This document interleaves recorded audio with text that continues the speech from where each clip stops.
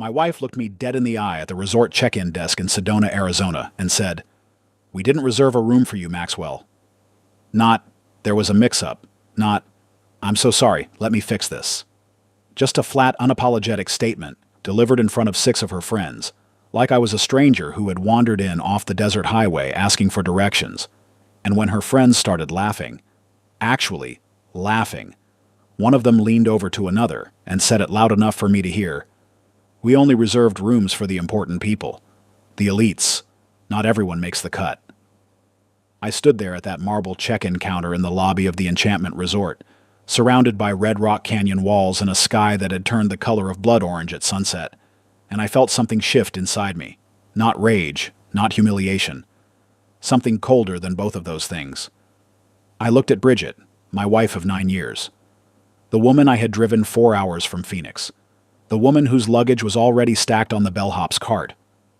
The woman who had planned this trip down to the last restaurant reservation and apparently decided somewhere along the way that I didn't deserve a place to sleep.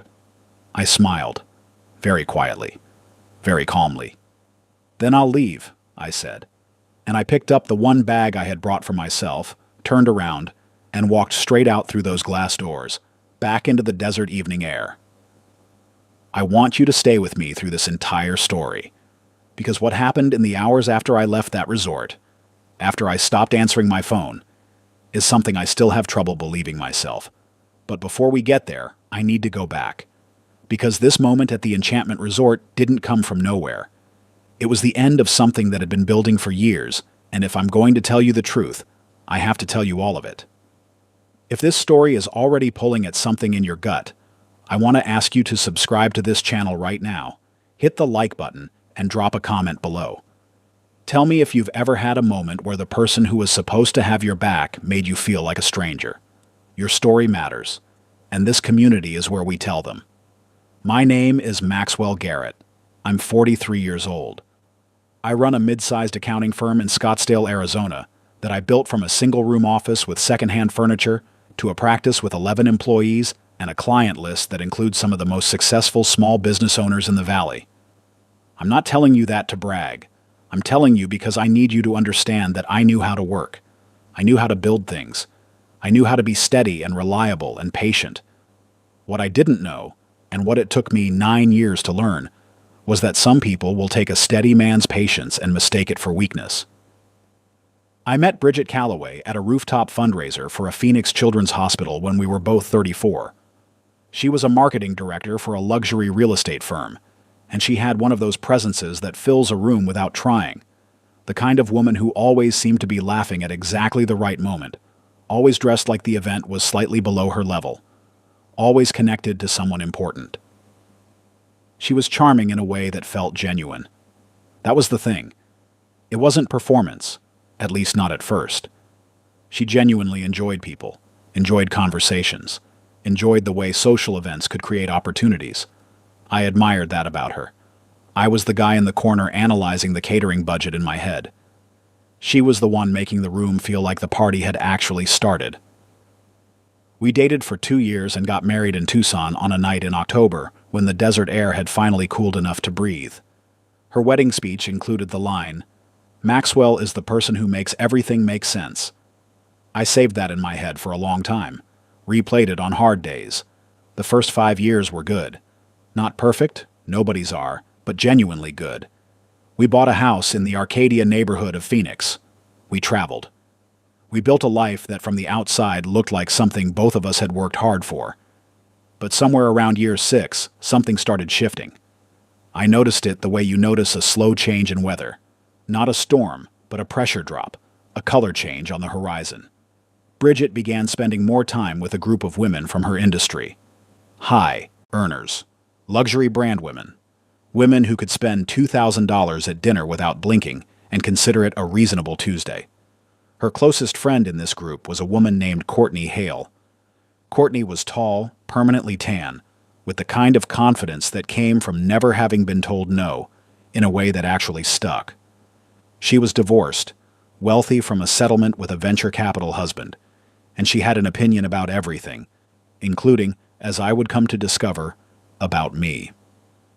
Bridget came home from dinners with Courtney and the group with this new energy. Not the positive kind, the kind that makes a person critical. She started noticing things about our life that she hadn't seemed to notice before. The car I drove, a Lexus, not a Porsche. The neighborhood we lived in, nice, not obscenely nice. The vacations we took, good ones, not private villa, six-figure ones. Courtney and her friends are going to Sedona next spring, she told me one evening in February, not looking up from her phone. The Enchantment Resort. They're renting out a whole block of rooms. Sounds expensive, I said. It is. That's the point. I should have read something into that exchange. I didn't. Months passed. Bridget mentioned the Sedona trip a few more times. I assumed I was going with her. She and I had never taken a trip where we didn't go together. It didn't occur to me that the assumption itself was wrong. About 6 weeks before the trip, I brought it up directly. I was standing in our kitchen making coffee on a Sunday morning, and Bridget was at the table going through her phone, the way she always did on Sunday mornings now, not reading the news, not looking at anything in particular, just staying somewhere else in her head while her body sat at our table. "Have you booked the Sedona hotel yet?" I asked. "We should probably figure out logistics." She looked up, just for a second. "I'll take care of it," she said. "Do you want me to look at flights? Or were you thinking we'd drive?" "I'll take care of it," she said again. Her eyes went back to her phone. I should have pushed. I didn't. I poured my coffee, sat down across from her, and told myself that was a settled conversation. Looking back, I can point to a dozen moments where the truth was visible if I had been willing to see it. The way Bridget would lower her voice when she talked to Courtney on the phone if I was nearby. The way she would describe the trip in terms of the girls, without ever including me in that language. Not when Maxwell and I get to Sedona, but when we get to Sedona, we meaning a group I was apparently not part of. The way she deflected every follow-up question I had about the trip with something vague and confident. A man named Elliot from my office went through something similar 2 years ago. His wife stopped including him in future tense plans gradually enough that he didn't notice the absence until it was a pattern. He told me about it over lunch one afternoon, and I listened politely, and thought to myself, privately, that it sounded like something that wouldn't happen if you were paying attention. I was humbled later to realize I had not been paying attention at all. It wasn't settled. Nothing was taken care of. At least not for me. The Saturday morning we were supposed to leave for Sedona started the way our Saturday mornings had been starting for the past year, with a distance between us that we had both gotten very good at not acknowledging. Bridget was up early, fully made up by 7, her 3 suitcases all ready by the door. 3. For a 4-day trip. I had 1 bag, my gym bag, repurposed, clean clothes, toiletries, my laptop, because I never fully stop working. I'm an accountant. Numbers don't take vacations. "You've got everything?" I asked her. "Of course," she said, already on her phone. The drive up State Route 179 into Sedona took us through some of the most staggering scenery in the state. The red sandstone formations rising out of the earth like something from another planet. The scrub oak and juniper clinging to the canyon walls. The light hitting the rock faces at angles that turned them from red to orange to something that looked almost purple. I pointed things out. She scrolled through Instagram. Courtney and the group were already at the Enchantment Resort when we arrived. 5 women, all of them dressed like the trip had been sponsored by a fashion publication, designer luggage, matching sunglasses. That particular brand of loud laughter that exists only to make people nearby feel excluded. I didn't mind any of that. I've never needed to be included in someone else's scene. I grabbed my bag and walked with Bridget to the front desk. That's when I found out. The woman at the desk had a calm, professional face that didn't change when she said, "I'm sorry, sir. I'm showing a reservation for Ms. Garrett, but there's only 1 name on the booking. We don't have a room registered for you." I looked at Bridget. Bridget looked at me. Something moved across her face. A quick calculation, not guilt exactly. More like the assessment of someone deciding whether they're going to manage a situation or let it play out. She let it play out. "Yeah," she said. "I only booked for myself." The word "only" landed like a stone. Behind us, I heard Courtney say something to one of the other women. I couldn't catch every word, but I caught enough. The phrase, elites. The word, reserved. The laughter. The very specific kind of laughter that is designed not as a reaction to something funny, but as a weapon deployed at someone's expense.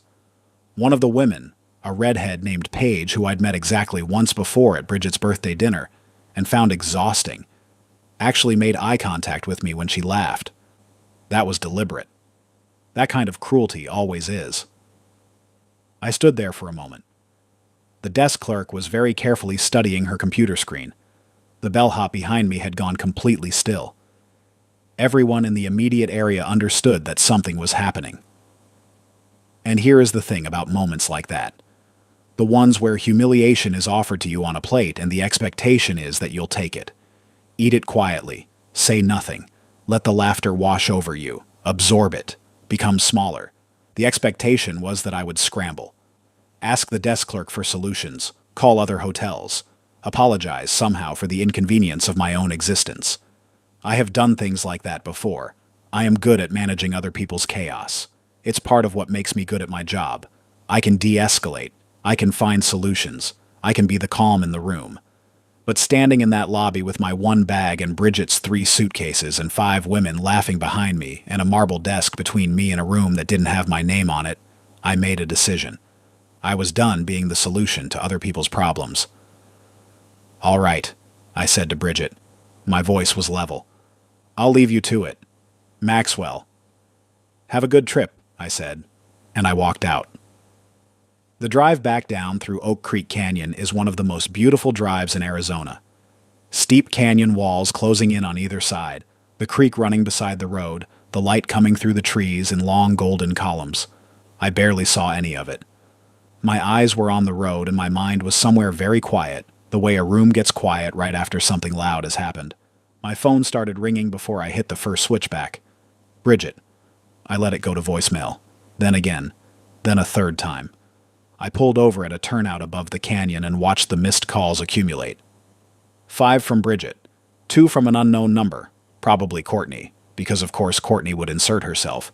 1 from a number I recognized as Paige's. The same woman who had laughed to my face.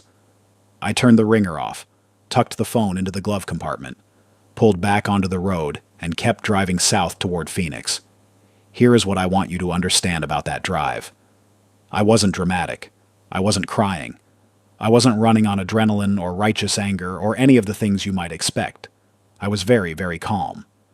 The kind of calm that comes not from peace but from clarity, when you have finally seen something clearly that you had been deliberately not looking at for a long time. I had been telling myself a story about my marriage for years, that Bridget's changes were temporary, that the distance was a phase, that the women she surrounded herself with were influencing her but weren't changing who she fundamentally was, that the woman who said Maxwell is the person who makes everything make sense was still in there somewhere under the designer labels and the social ambition and the growing contempt for everything that didn't meet a certain financial threshold. Somewhere between mile marker 349 and the outskirts of Cottonwood, I stopped telling myself that story. When I got back to Phoenix, I drove straight to my brother's house. Theo Garrett is 2 years older than me, and he runs a landscaping company in Tempe that he built into something genuinely impressive over 15 years of work. He's the kind of man who is always outside, always sunburned, always ready to hand you a beer and say almost nothing helpful in the most helpful possible way. He opened the door, looked at my face, and stepped back to let me in. "Sedona?" he said. "No room," I said. He handed me a beer and sat down across from me at his kitchen table. I told him everything. The check-in desk, the laughter, the word elites. The way Bridget had looked at me during that half second before she decided not to fix it. He listened to all of it without interrupting, which is one of Theo's most valuable qualities as a human being. When I finished, he said, "How long has this been going on?" "The trip?" "Just today." "Not the trip. This." I looked at my beer bottle. 2 years, I said. "Maybe 3. Theo nodded slowly.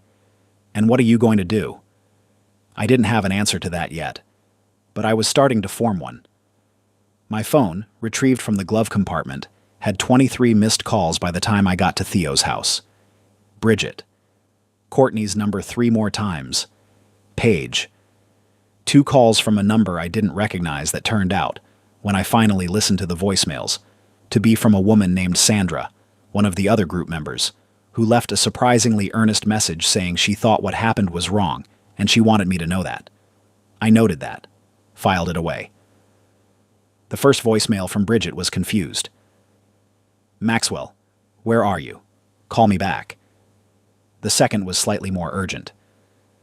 Maxwell, what are you doing? Call me. The third had an edge to it. This is ridiculous.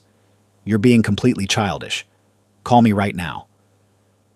The fourth was something else entirely. She was crying. Not the performative kind. I knew that sound, had heard it deployed in arguments before. This was different. Her voice was broken in a way I hadn't heard since her father's funeral 5 years ago. Maxwell, please call me. Something happened. Please. I listened to that voicemail 3 times. Then I called the front desk of the Enchantment Resort. The woman who answered had the same calm professionalism as the one at check-in. When I identified myself and asked if there had been any incident involving my wife, Bridget Garrett, she paused. The kind of pause that means, yes, something happened, and I'm deciding how much to tell you. Sir, she said carefully, your wife was transported by ambulance approximately 90 minutes ago. She had a medical episode. I believe she was taken to Verde Valley Medical Center in Cottonwood. Verde Valley Medical Center sits just off Main Street in Cottonwood, a small city in the Verde Valley between Sedona and Prescott. I had driven through Cottonwood less than 2 hours earlier on my way back to Phoenix. I was now driving back north at a speed that my lawyer would tell me not to put in writing. Theo was in the passenger seat. He had gotten up from his kitchen table without a word, grabbed his keys out of habit, remembered I was driving, put them back down, and gotten into my car instead. That's a brother. I walked into the emergency department at Verde Valley at 8:47 in the evening. The waiting room had the same fluorescent quiet that all emergency rooms share. The beige walls, the plastic chairs, the mounted TV playing a cable news channel that nobody was watching, the particular smell of antiseptic and concern. Courtney was there. She stood up when she saw me, and for the first time in 2 years of knowing this woman, she didn't look like the top of a social hierarchy. She looked scared. Her mascara had tracked down both cheeks, and she hadn't bothered to fix it, which told me something about how the last 2 hours had actually been. Courtney was a woman who had never, in my experience, allowed herself to look anything other than composed. She was not composed now. Maxwell, she said.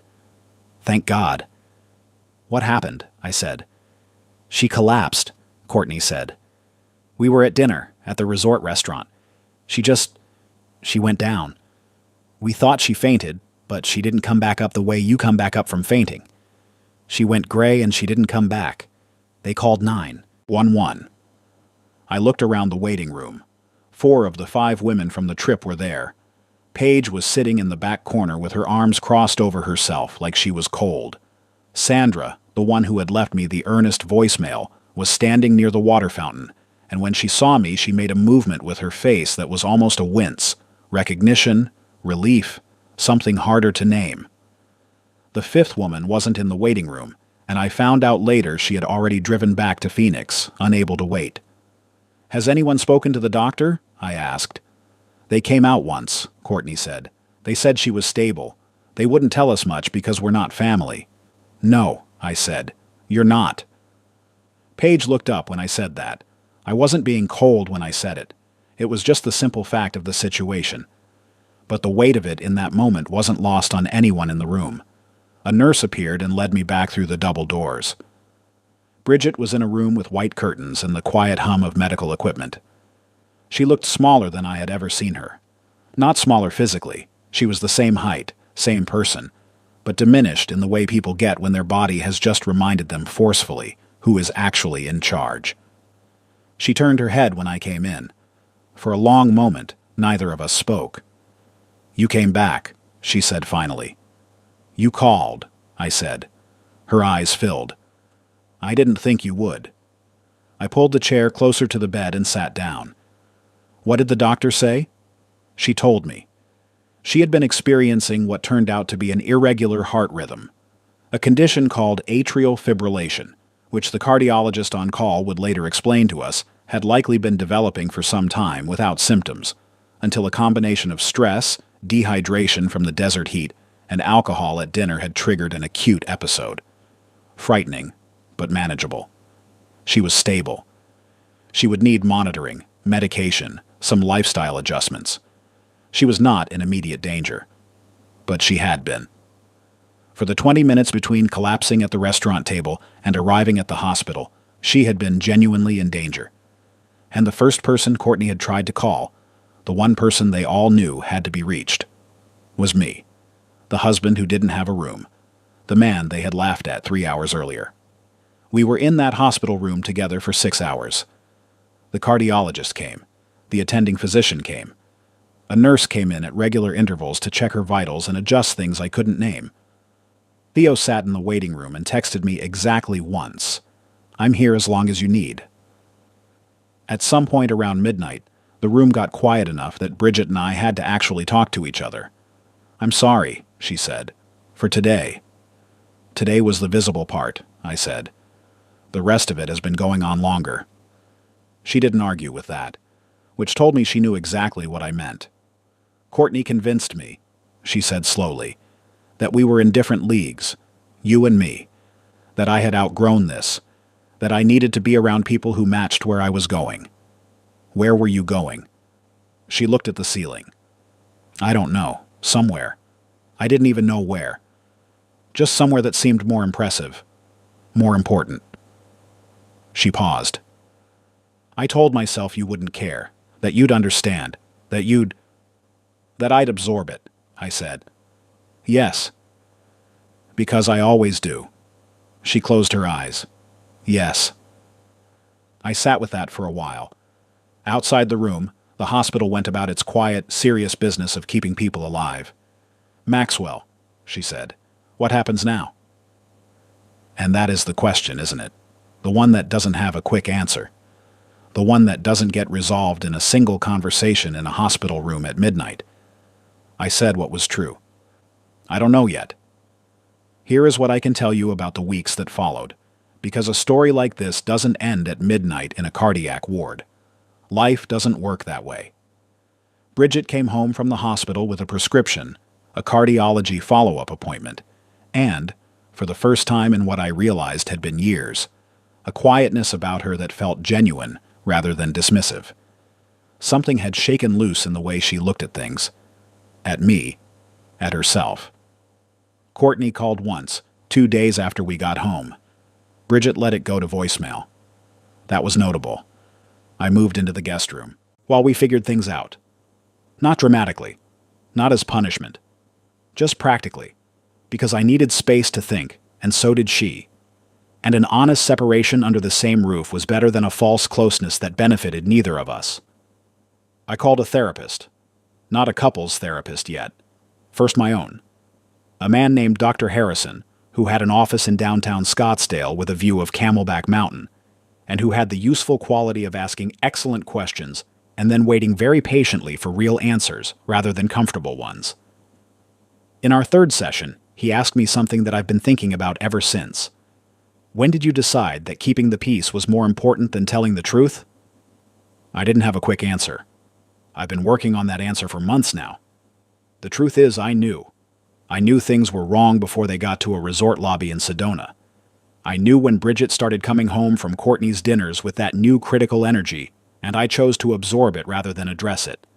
I knew when she started describing vacations in terms of the girls, and I told myself the omission was accidental.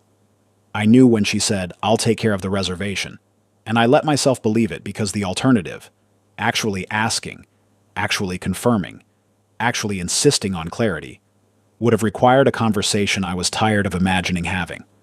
I had built my professional life on precision. I checked numbers twice, then a third time. I verified. I confirmed. I did not leave things to assumption. I had not applied a single one of those skills to my marriage. That is one of the most disorienting discoveries a person can make. That the version of yourself that is competent and careful and reliable in one area of life can be completely asleep in another. 3 months after Sedona, Bridget and I sat down with a couples therapist named Dr. Nadia Foster, who had a practice in Scottsdale and had been recommended by 2 separate people I trusted. She had the quality of making both people in the room feel heard without letting either one off the hook, which is genuinely rare and difficult. We talked, more honestly than we had talked in years, about the distance that had grown between us, about Bridget's growing conviction that she needed to be somewhere more glamorous than her actual life, and where that conviction had come from, and what it was trying to solve that she hadn't been able to name. About my habit of absorbing rather than confronting. About the ways we had both participated in building the wall between us, even if we'd used different tools to build it. Dr. Foster asked Bridget, in one session, to describe what she had felt in the 20 minutes between collapsing at the restaurant and arriving at the hospital. Bridget was quiet for a long time. Then she said, "I kept thinking about Maxwell. That was the only thing. Not the trip. Not the room. Not Courtney. Just Maxwell. Whether he was coming. Whether I had made it so he wouldn't." She looked at me when she said that last part. The way she looked at me was like finding something she'd put down and forgotten about. I won't tell you that moment fixed everything. It didn't. That's not how fixing things works. But it was the first moment in a long time where I believed there was actually something there to fix. Paige called me 6 weeks after Sedona. She got my number from Bridget. I almost didn't pick up. She said, "I want to apologize for what I did at the resort. The laughing, making eye contact with you. That was deliberate, and it was cruel, and there is no version of it that was okay." I said, "I appreciate that." "I want to explain something," she said. "Not to excuse it, just so you understand how it happened." She paused. "Courtney has a way of making everyone around her compete to be the most impressive person in the room. And the easiest way to score points with her is to find someone who isn't impressive and make them smaller. I've done it before. I'm not proud of it. But watching you walk out of that lobby with your one bag and not look back at any of us." She stopped. "What?" I said. "It made me realize something," she said. "About myself. About the game I'd been playing. About what it actually looks like from outside." That was the end of our conversation. I don't know what Paige did with whatever she'd realized, but that call stayed with me. Courtney, for her part, sent Bridget a long text message about 2 months after everything happened. I didn't read it. It wasn't mine to read. But Bridget described it to me later.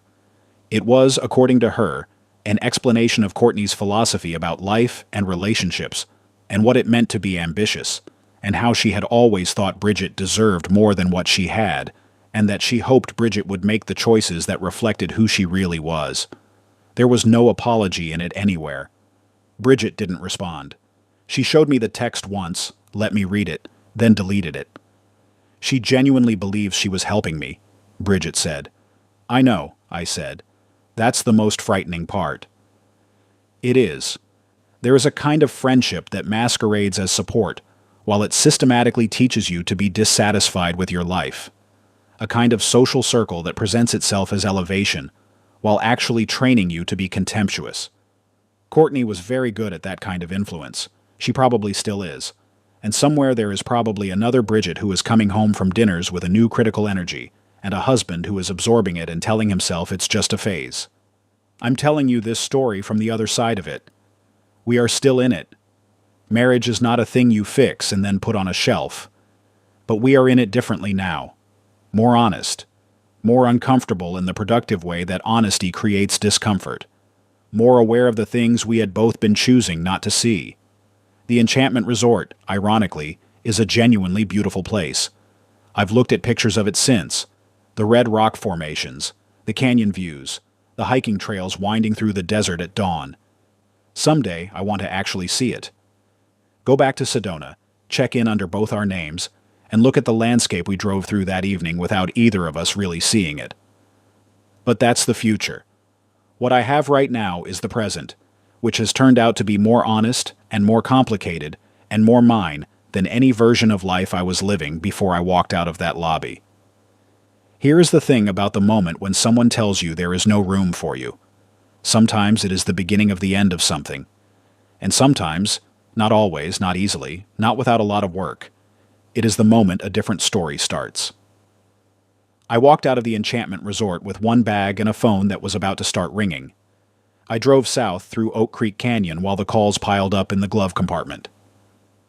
I sat at my brother's kitchen table and said out loud the things I had been refusing to say, and then my wife's voicemail broke in the middle of the fourth message, and I drove back north. I want to tell you that I drove back because I was the bigger person, because I had already forgiven her, because love conquers all and the right thing always feels obvious. None of that is true. I drove back because her voice had broken in a way that meant something real was happening, and whatever else was true about our marriage, I was not going to be the person who listened to that and kept driving south.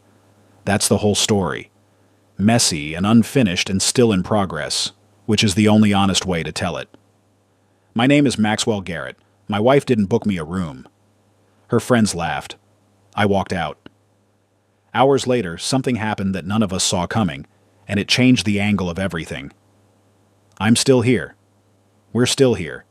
And if this story made you feel something, if it resonated with you in ways you weren't expecting, I want to know. Drop that in the comments. Tell me your version. Tell me the moment you walked out, or the moment you should have, or the moment someone came back when you didn't expect them to. This channel is where we tell real stories. And the most real stories are the ones that don't wrap up in a bow. Subscribe so you don't miss the next one, and share this with someone who needs to hear it today. Because sometimes the most important room is the one that has your name on it, even when someone else forgot to book it. Maxwell didn't leave because he was angry. He left because he was done absorbing. And there's a huge difference between those two things. A lot of us stay in situations way longer than we should, not out of love, but out of habit, out of not wanting to make things uncomfortable. We keep being the steady one, the patient one, the one who handles it, and we call that strength. But sometimes, it's just avoidance with a better name. The real moment in this story wasn't the hospital. It was Maxwell standing at that desk, hearing the laughter, and choosing not to shrink. That's the thing nobody talks about, knowing when staying quiet stops being mature and starts being self-betrayal. Have you ever been in a situation where someone treated you like you didn't belong, and you stayed anyway? Drop it in the comments. I read every single one. And if this kind of storytelling speaks to you, subscribe. We're just getting started.